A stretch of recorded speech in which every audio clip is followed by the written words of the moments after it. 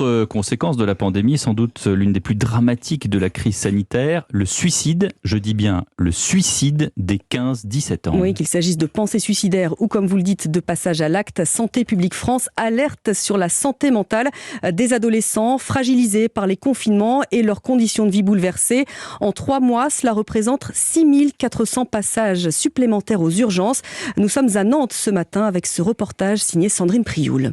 Les jeunes sont en difficulté, on a même parlé d'épidémie de solitude. C'est l'appel du docteur Baucher dans son unité de prévention du suicide des jeunes. La pandémie a mis le projecteur sur la santé mentale des jeunes, totalement oubliée, niée ou minimisée, en disant les jeunes de toute façon, ça passera toujours. Cette chef du service de psychiatrie veut maintenant des moyens pour son équipe, où notamment la psychiatre Lucie Gaïdra doit restreindre l'âge limite de la prise en charge à 20 ans au lieu de 25.